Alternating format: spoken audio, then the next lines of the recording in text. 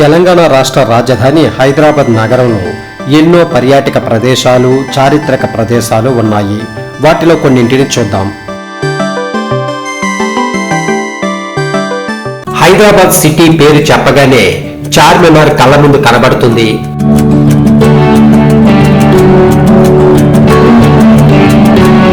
హైదరాబాద్ సిటీకి చార్మినార్ ఒక చిహ్నంగా నిలిచిపోయింది. చార్మినార్ ని గోల్కొండ కుతుబ్ షాహీ రాజులలో 5వ వాడు అయిన మహమ్మద్ కులీ కుతుబ్ షా 1791-92 ప్రాంతంలో నిర్మించాడు. కులీ కుతుబ్ షా పాలనలో రాజ్యంలో భయంకరమైన ప్లేగు వ్యాధి ప్రబలి ప్రజలు చనిపోతుండటంతో కులీ కుతుబ్ షా ఇక్కడ ప్లేగు వ్యాధి నశించాలని ప్రార్థించాడు. ప్లేగు వ్యాధి తగ్గిన తరువాత ఇక్కడ చార్మినార్ నిర్మాణాన్ని ప్రారంభించాడు. చార్మినార్ అంటే 4 స్తంభాలు అని అర్థం. చతురస్రాకారంలో ఉండే చార్మినార్ లో ప్రతి భుజము 31.95 మీటర్ల వెడల్పుతో నిర్మించారు. చార్మినార్ కి 4 వైపులా 11 మీటర్ల ఎత్తైన కమాన్లు, 4 మూలల 3 అంతస్తులుగా 4 మినార్లు అంటే స్తంభాలు 56 మీటర్ల ఎత్తులో ఆకాశాన్ని చూస్తున్నట్టు ఉంటాయి. 4 స్తంభాలకు ఆఖరి వరకు ఎక్కడానికి సర్పిలాకారంలో నిర్మించిన 149 మెట్లు ఉంటాయి. చార్మినార్ 2 అంతస్తులుగా ఉంటుంది. ప్రతి అంతస్తులో చిన్న పెద్ద కమానుల వరుసలు ఎంతో అందంగా ఉంటాయి. సున్నపు దారతో బయటకు పొడుచుకు వచ్చినట్టు మలిసిన పండ్ల ఆకారాలు, పూలు, లతల డిజైన్స్ ఎంతో ఆకర్షణీయంగా ఉంటాయి. కమాన్లకు, కిటికీలకు అందమైన జాలీలను ఎంతో నైపుణ్యంతో నిర్మించారు. 18వ శతాబ్దం మధ్యలో ఫ్రెంచ్ సైన్యాధికారి బుస్సీ చార్మినార్ ని తన ప్రధాన కార్యాలయంగా వాడాడు. చార్మినార్ కి 4 వైపులా 4 పెద్ద గడియారాలను 1889లో అమర్చారు. వీటిని అసఫ్ జాహీ రాజు మహమ్మద్ అలీ ఖాన్ లండన్ నుంచి తెప్పించాడు. చార్మినార్ మధ్యలో నిలబడి పైకి చూస్తే లోపల డోమ్ మధ్యలో వికసించిన పుష్పం డిజైన్తో ఎంతో అందంగా కనిపిస్తుంది. చార్మినార్ ని 840 చదరపు గజాలలో నిర్మించారు. చార్మినార్ లోని ప్రతి మినార్ లో 4 గ్యాలరీలున్నాయి. 1, 2 గ్యాలరీలలో 20 ఆర్చులుంటే 3, 4 గ్యాలరీలలో 12 ఆర్చులున్నాయి. చార్మినార్ కింద ఒక మసీదు ఉంటుంది. చార్మినార్ పైనుంచి చూస్తే పాత బస్తీ ఎంతో అందంగా కనబడుతుంది.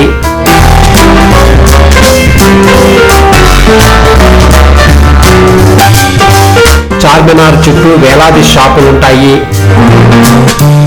హైదరాబాదీ రుచులతో పాటు జ్యువెలరీ షాపులు, ముత్యాల షాపులు, బ్యాగుల నుంచి ఇంట్లో వాడే అన్ని రకాల వస్తువులు, సెంట్లు వంటివి ఇక్కడ దొరుకుతాయి. నిత్యం చార్మినార్ ని వేలాది మంది ప్రజలు, పర్యాటకులు సందర్శిస్తుంటారు. చార్మినార్ ని ఆనుకుని భాగ్యలక్ష్మి అమ్మవారి దేవాలయం ఉంటుంది. పూర్వం ఈ అమ్మవారి పేరు మీదే హైదరాబాద్ ని భాగ్యనగరం అని పిలిచేవారు. భాగ్యలక్ష్మీదేవి పాలరాతి విగ్రహం ఎంతో అందంగా దర్శనమిస్తుంది. పాలరాతి విగ్రహం కింద పద్మాలతో కూడిన లక్ష్మీదేవి నల్లరాతి విగ్రహం ఉంటుంది.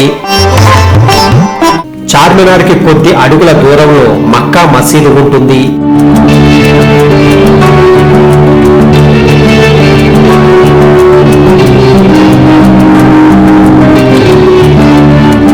కాకతీయుల చేత నిర్మించబడి కుతుబ్ షాహీల చేతిలో వెలుగు వెలిగి నిజాంల పాలనను చూసిన గోల్కొండ కోట దేశంలోని ప్రధాన కోటల్లో ఒకటి.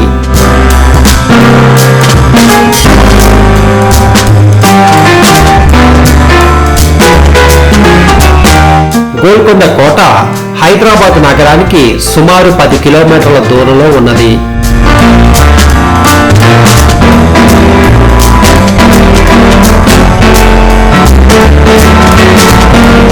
120 కిలోమీటర్ల ఎత్తైన కొండ మీద కోటను నిర్మించారు. గోల్కొండ, గొల్లకొండ అనే తెలుగు పదం నుంచి వచ్చింది. ఇక్కడ ఉన్న ఈ కొండ ప్రాంతం కాకతీయ సామ్రాజ్యంలో ఉండేది. ఒక గొల్లకు కొండ పైభాగంలో దేవతామూర్తి కనబడటంతో కాకతీయ ప్రతాప రుద్రదేవులకు ఇక్కడ కోట కట్టమని చెప్పడంతో 1143లో ఆయన ఒక మట్టి కోటను నిర్మించి గొల్లకొండ అని పేరు పెట్టారు. 1363లో కాకతీయ రాజు కృష్ణదేవరాయలు బహుమని మొహమ్మద్ షాతో సంధి చేసుకుని కోటను అతనికి అప్పగించాడు. బహుమనీల పతనానంతరం కుతుబ్ షాహీ వంశ స్థాపకుడైన సుల్తాన్ కులీ 1518లో గోల్కొండను రాజధానిగా చేసుకుని 1543 వరకు పరిపాలించాడు. మహమ్మద్ కులీ కుతుబ్ షా తెలుగు సాహిత్యాన్ని పోషించి దక్కనీ కవిత్వానికి నాంది పలికాడు. ఈయన హైదరాబాద్ నగరాన్ని, చార్ మినార్ని తన పరిపాలనా కాలంలో 1590లో నిర్మించాడు. అబుల్ హాసన్ తానిషా కూచిపూడి నృత్యాన్ని ఆదరించి ప్రోత్సహించారు. ఈయన కాలంలో హిందువులైన అక్కన్న మాదన్నలు మంత్రులుగా ఉన్నారు. భక్త రామదాసు ఈ కాలానికి చెందినవాడే. 1687లో గోల్కొండ కోట ఔరంగజేబు వంశమై మొఘల్ సామ్రాజ్యంలో భాగమైంది. 1713లో అసఫ్ జా స్వతంత్రాన్ని ప్రకటించుకుని నిజాం వంశ పాలనను స్థాపించాడు. నిజాంలు 1948 వరకు పరిపాలించారు.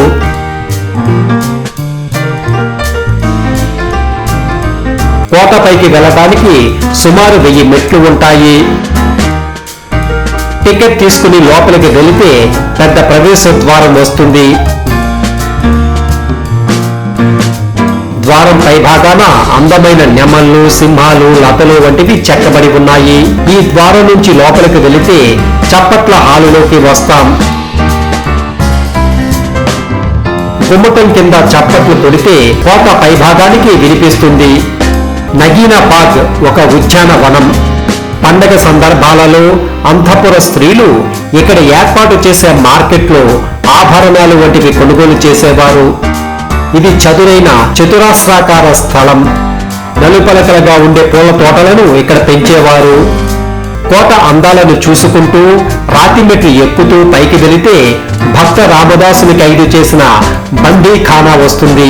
బందీఖానా గోడలపై సీతారాములు, లక్ష్మణుడు, ఆంజనేయ స్వామిని చిత్రించుకుని సీతారాములను తన పాటలతో పూజించుకుంటూ కాలం గడిపారు.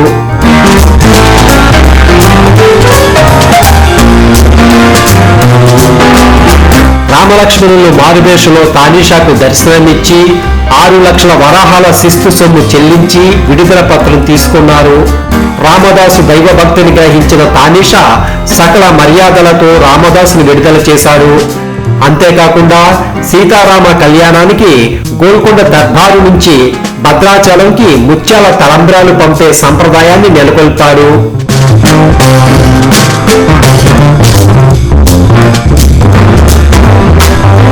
మెట్లు ఎక్కుతూ ఇంకా పైకి వెళితే ఎల్లమ్మ జగదాంబ ఆలయం వస్తుంది. అమ్మవారు కోట నిర్మించడానికి పూర్వమే అవతరించారు. శ్రీ జగదాంబ మహంకాళి దేవాలయం పెద్ద పెద్ద రాతి బండల మధ్యలో ఉంటుంది. తానీషా కాలంలో హిందూ మంత్రులైన అక్కన్న మాదనలు ఈ దేవాలయాన్ని నిర్మించారు. జగదాంబ తల్లి పచ్చని ఛాయతో ఖడ్గం, త్రిశూలం పట్టుకుని సర్ప పడగతో ఉన్న బంగారు కిరీటం ధరించి మెరిసిపోతూ భక్తులకు దర్శనం ఇస్తుంది. ఆషాఢ మాసంలో ప్రారంభమయ్యే తెలంగాణ బోనాలు మొదటిగా అమ్మవారిని పూజించి ప్రారంభిస్తారు. తరువాత తెలంగాణ అంతా మొదలవుతాయి. అలాగే ఆఖరిగా మళ్ళీ అమ్మవారిని పూజించి బోనాలను ముగిస్తారు.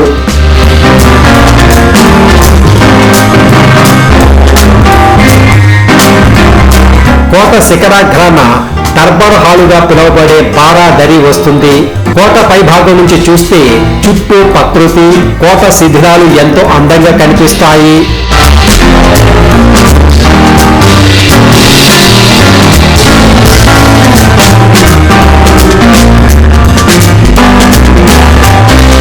కోట పైనుంచి హైదరాబాద్ మహానగరం ఎంతో విస్తారంగా కనిపిస్తుంది. ఈ అందాలను చూస్తూ కాసేపు ఇక్కడ రిలాక్స్ అవ్వచ్చు. బారాదరి నుంచి మెట్లు దిగుతూ కిందకి వెళితే 4 శతఘ్నులు అమర్చిన ప్రాంతం వస్తుంది. ఇవి ఆనాటి యుద్ధాలకు సాక్ష్యంగా నిలుస్తున్నాయి. కుతుబ్ షాహీ రాజులు వారి అవసరాలకు అనుగుణంగా వివిధ కాలాలలో ప్రత్యేక రాజభవన సముదాయాలను నిర్మించారు.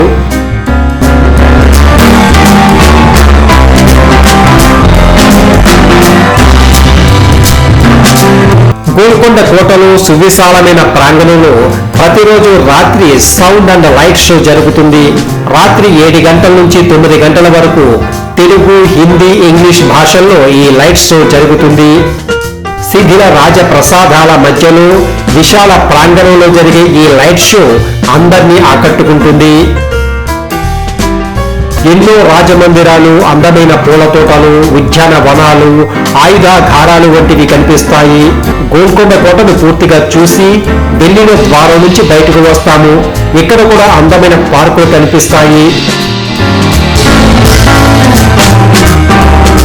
హైదరాబాద్ నగరంలో చూడదగ్గ మరో పర్యాటక ప్రదేశం 7 టూమ్స్ గా పిలిచే కుతుబ్ షాహీ హెరిటేజ్ పార్క్.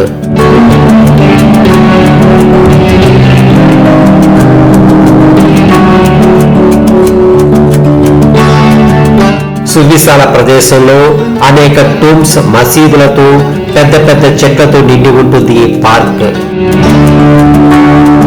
గోల్కొండ కోటను పరిపాలించిన కుతుబ్ షాహీ చక్రవర్తులను, వారి వంశస్థులను ఇక్కడ సమాధి చేసి వాటిపైన అందమైన నిర్మాణాలను నిర్మించారు.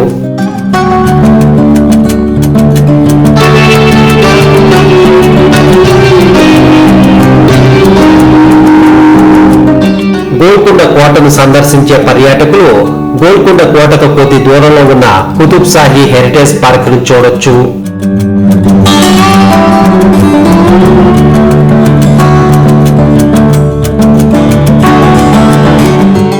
హైదరాబాద్ లోని సాలార్జంగ్ మ్యూజియం దేశంలో ఉన్న ప్రముఖ మ్యూజియంలలో ఒకటి. సాలార్జంగ్ మ్యూజియంలో దేశ విదేశానికి చెందిన అనేక కళాకృతులను భద్రపరిచారు. ఈ మ్యూజియంలోని కళాకృతులను నిజాం పాలనలో ప్రధానులుగా పనిచేసిన సాలార్జంగ్ కుటుంబం సేకరించింది. మ్యూజియంలో ఉన్న అత్యుత్తమ కళాఖండం పాలరాతితో చెక్కిన ముసుగులో ఉన్న రెబెకా శిల్పం. మేలి ముసుగులో ఉన్న అందమైన స్త్రీ నిలబడి ఉంటుంది. ముసుగు మడతలు, ఆ మడతల వెనుక స్త్రీ సౌందర్యాన్ని పాలరాతిలో అద్భుతంగా చెక్కారు. 3వ సాలార్జంగ్ నవాబ్ మీర్ యూసఫ్ అలీ ఖాన్ చిన్న వయసు నుంచే దేశ విదేశాల కళాకృతులను సేకరించడం మొదలుపెట్టాడు. ఈ మ్యూజియంలోని సింహభాగం కళాకృతులను 3వ సాలార్జంగ్ తన జీవిత కాలంలో సేకరించి కళా సామ్రాజ్యాన్ని నిర్మించాడు. దేశ విదేశాలలో ఉండే ఆర్ట్ డీలర్ నుంచి సాలార్జంగ్ ఆర్టికల్స్ ను కొనుగోలు చేసేవాడు. అంతేకాకుండా తానే స్వయంగా యూరప్, మిడిల్ ఈస్ట్ దేశాలకు వెళ్లి వస్తువులను సేకరించాడు. మార్చి 2, 1949లో మరణించే వరకు తను జీవించిన 60 సంవత్సరాలలో ఎన్నో వేల విలువైన వస్తువులను సేకరించాడు 3వ Salar Jung.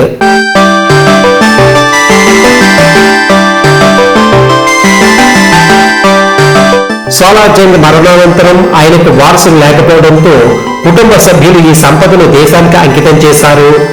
Ministry of culture, government of India ఆధ్వర్యంలో ఉన్న ఈ మ్యూజియం చూడడానికి ఎంట్రన్స్ టికెట్ ఉంటుంది. నిత్యం వందలాది టూరిస్టులతో మ్యూజియం సందడిగా ఉంటుంది. మ్యూజియం బిల్డింగ్ 3 బ్లాక్స్ గా ఉంటుంది. 38 గ్యాలరీలలో వస్తువులని వివిధ విభాగాలుగా డివైడ్ చేసి సందర్శనకు ఉంచారు. సాలార్జంగ్ మ్యూజియంలో సుమారు 46,000కు పైగా వివిధ వస్తువులు ఉన్నాయి. Indian art, middle eastern art, Persian art, Nepalese art, Japanese art, Chinese art, western art అనే 7 విభాగాలుగా చేశారు.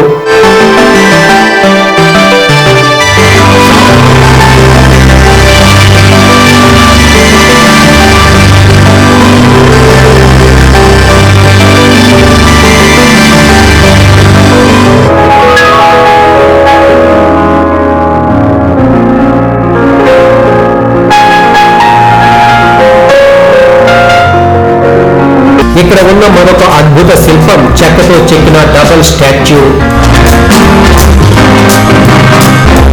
ఒకే శిల్పంలో 2 ప్రతిమలు కనబడటం దీని ప్రత్యేకత.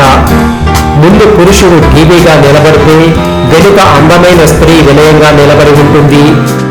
దీనిని అద్దంలో చూస్తే కనిపిస్తుంది.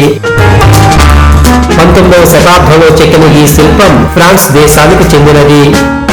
ముందు పురుషుడు నెఫెస్టో ఫిలిప్స్, వెనుక ఉన్న స్త్రీ మ్యాగరిటా. సాలార్జంగ్ మ్యూజియంలో పర్యాటకులను విశేషంగా ఆకర్షించేది మ్యూజికల్ క్లాక్. 19వ శతాబ్దంలో ఇంగ్లాండ్ లో తయారయ్యి కలకత్తాలో అసెంబ్లీ చేసిన ఈ క్లాక్ లో 350 పార్ట్స్ ఉన్నాయి.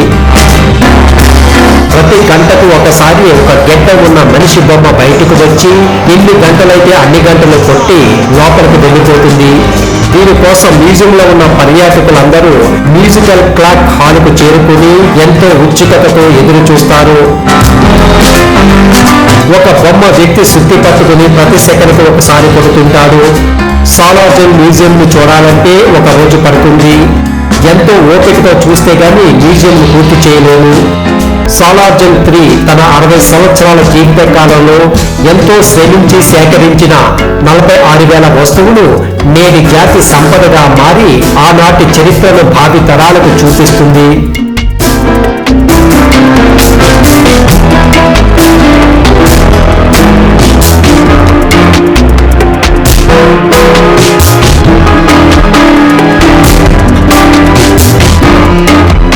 హైదరాబాద్ నగరంలో నాటి నిజాం రాజుల రాచరికానికి ప్రత్యేకగా నిలిచిన అద్భుత కట్టడం చౌమొహల్లా ప్యాలెస్.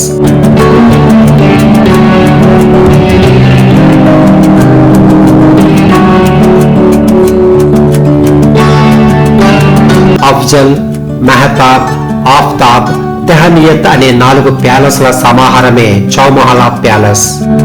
1750లో సలాబత్ జంగ్ చౌమొహల్లా ప్యాలెస్ నిర్మాణాన్ని ప్రారంభిస్తే 1869కి 5వ నిజాం ఆసఫ్ జాహ్ పూర్తి చేశాడు. ఇది ఇరాన్లోని షాహ్ ప్యాలెస్ ని పోలి ఉంటుంది. నిజాం రాజుల దర్బారులతో వెలుగు వెలిగిన చౌమహల్ నేడు మ్యూజియంగా నిత్యం సందర్శకులతో కలకలలాడుతుంది. టికెట్ తీసుకుని ఎడమ వైపు నుంచి ప్యాలెస్ ని చూడటం ప్రారంభించాలి. చౌమహల్ ప్యాలెస్ కి ఖిల్వత్ ముబారక్ గుండెకాయ లాంటిది.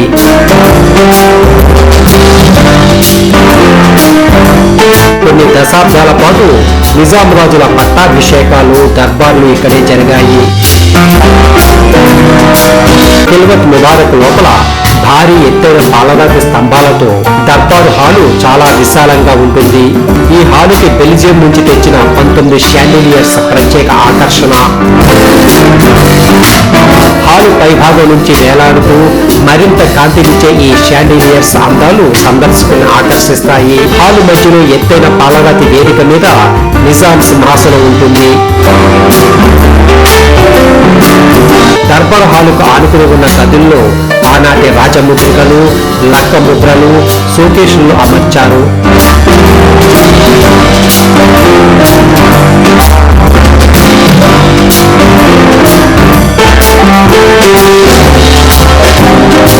ఆసఫ్ జాహీ రాజవంశం యొక్క ఆయుధాలు 2 గదుల్లో ప్రదర్శించారు.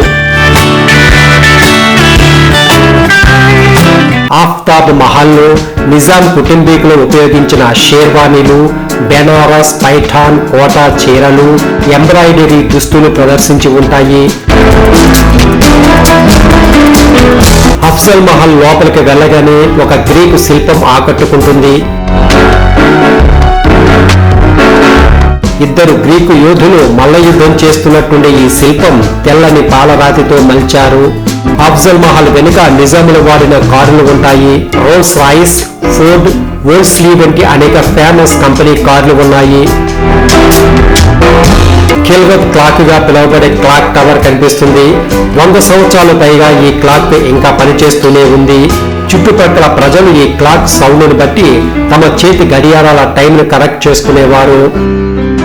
చౌమొహల్లా ప్యాలెస్ ని సందర్శిస్తే ఆనాటి ఆసఫ్ జాహీ చరిత్ర, వైభవం కళ్ళ ముందు కదలాడుతుంది.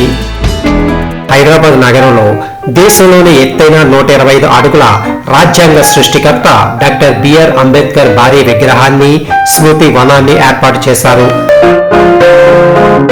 ట్యాంక్ బండ్ సమీపంలో 11 ఎకరాలలో అంబేద్కర్ స్మృతి వనాన్ని ఏర్పాటు చేశారు. దీనిలో 2 ఎకరాల విస్తీర్ణంలో భారీ అంబేద్కర్ విగ్రహాన్ని నెలకొల్పారు.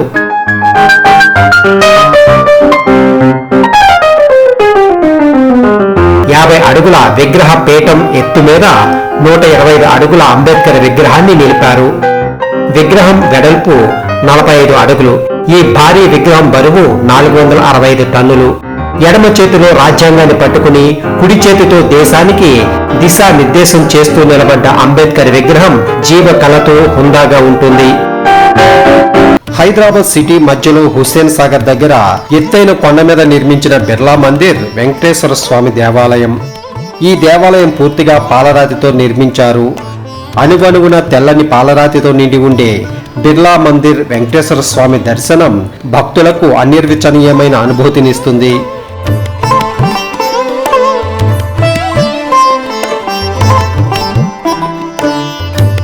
రామోజీ ఫిల్మ్ సిటీ దేశంలోనే గొప్ప సినిమా స్టూడియో.